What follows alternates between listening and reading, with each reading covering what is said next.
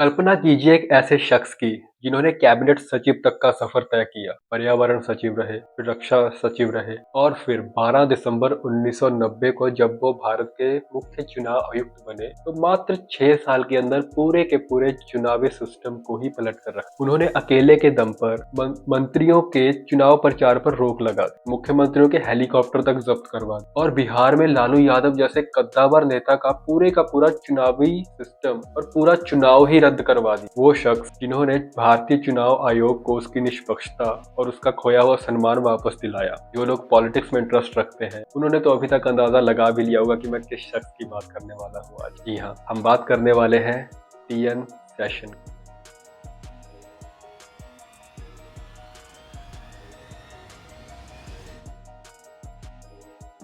नमस्कार दोस्तों, मैं अजीत कुमार इनसाइट स्कूप पर आपका स्वागत है। दोस्तों, आजकल चुनाव आयोग पर कई तरह के गंभीर सवाल उठाए जाते हैं। कभी एमसीसी पालन करवाने को लेकर तो कभी चुनावी तारीख अनाउंस करने को लेकर। इस तरह के कई सवाल होते हैं, पर क्या आप कल्पना कर सकते हैं एक ऐसे दौर की जब सवाल कुछ ऐसे ही होते थे, बल्कि इससे गंभीर भी होते थे, और ये सवाल विपक्ष की पार्टियों से ज्यादा तो पक्ष की पार्टियां उठाती थी। सरकार खुद चुनाव आयोग से इतना परेशान रहती थी कि क्या कहें। आप सोच रहे होंगे कि सरकार अपनी ही किसी संस्था से कैसे परेशान रह सकती है, और दोस्तों यही तो हम गलत सोचते हैं। भारतीय चुनाव आयोग भारतीय सरकार की कोई संस्था नहीं है, बल्कि यह पूरी तरह से स्वतंत्र भारतीय संविधान की एक संस्था है। और यही कहते थे हमारी आज की वीडियो के नायक श्री टीएन शेषन। जी हाँ, हम बात कर रहे हैं पूर्व मुख्य चुनाव आयुक्त टीएन शेषन की। दोस्तों, टीएन शेषन का पूरा नाम तिरुनेल्वेली नारायण अय्यर शेषन था। उनका जन्म 15 दिसंबर 1932 को केरल के पलक्कड जिले में तिरुनेल्वेली गांव में हुआ था। कई जगह उनका जन्म 15 दिसंबर की जगह 15 मई भी बताया जाता है। अगर आपको सटीक जानकारी हो तो कृपया मुझे कमेंट सेक्शन में बताएं। दोस्तों, वो अपनी माता पिता की 6 संतानों में सबसे छोटी संतान थे। एक गरीब मध्यवर्गीय परिवार में जन्म होने के बावजूद वो पढ़ाई में हमेशा अव्वल ही रहे हैं, अनुशासित रहे हैं। उन्होंने अपनी स्कूली शिक्षा पलक्कड जिले में ही की। फिर इसके बाद वो चेन्नई तब के मद्रास में चले गए। वहाँ उन्होंने मद्रास क्रिश्चियन कॉलेज से ग्रेजुएशन की डिग्री ली। दोस्तों, ग्रेजुएशन डिग्री के बाद वो उसी कॉलेज में फिजिक्स के लेक्चरर भी रहे। इसके बाद 1954 में उन्होंने यूपीएससी सिविल सर्विसेज क्लियर किया। फिर वो 1955 में आईएएस ऑफिसर बने तमिलनाडु कैडर के।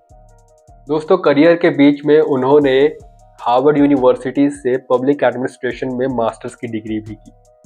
दोस्तों, एक आईएएस के रूप में उन्होंने कई पदों पर अपनी सेवाएं दी। इसके बाद वो सिविल सर्विसेज के सबसे हाईएस्ट पोजीशन पर भी पहुंचे, जो कि कैबिनेट सचिव होती है। दोस्तों, टीएन शेषन के चुनाव आयोग बनने के भी पीछे एक बड़ी दिलचस्प कहानी है। 1999 में जब राजीव गांधी की सरकार चली गई, चंद्रशेखर आजाद की सरकार बनी थी और उसे कांग्रेस बाहर से समर्थन दे रही थी।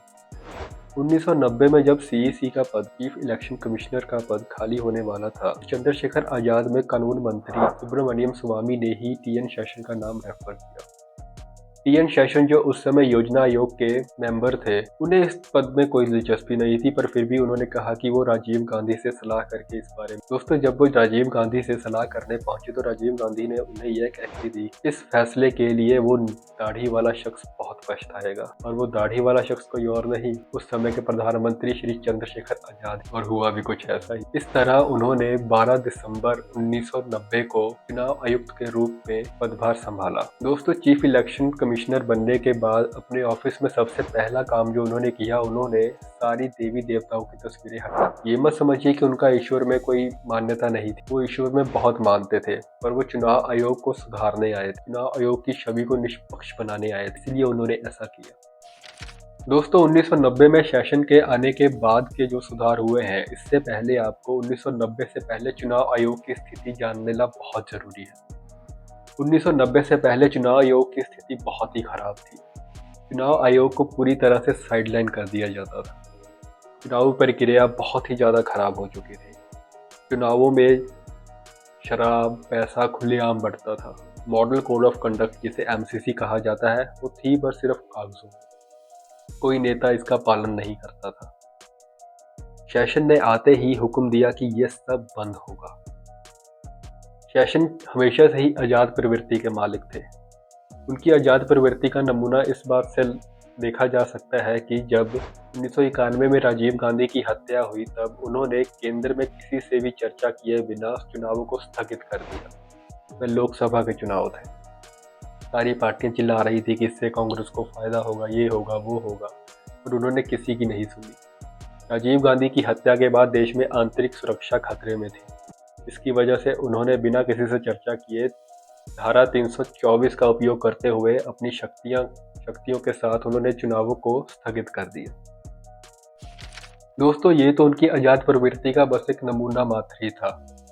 वो आईएएस अफसरों को और चुनाव आयुक्त के अंडर आने वाले सभी अफसरों को हमेशा से ही लताड़ते थे।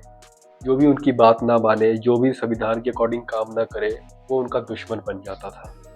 दोस्तों, सेशन के सख्त रवैये से उस टाइम लोग कहते थे कि नेता या तो भगवान से डरते हैं या फिर सेशन से।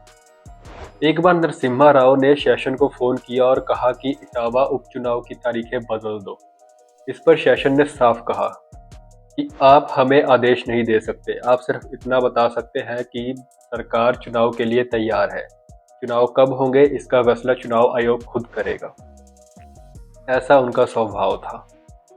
हमेशा से ही आज़ाद प्रवृत्ति के मालिक होने की वजह से उन्होंने कभी भी किसी से किसी तरह की सलाह नहीं ली, कभी भी किसी के दबाव को महसूस नहीं किया। एक बार उन्होंने अपनी मांगे मनवाने के लिए पूरे देश भर में चुनाव रद्द कर दिए। वक्त था 2 अगस्त 1993। उन्होंने एक आदेश जारी किया। उस आदेश में साफ साफ लिखा था कि जब तक सरकार चुनाव आयोग की शक्तियों को परवानगी नहीं दे देती, उनको अपनी तरह से वोटर आईडी कार्ड बनवाने की अनुमति नहीं दे देती, तब तक आने वाले सभी विधानसभा चुनाव और उपचुनाव रद्द किए जाते हैं।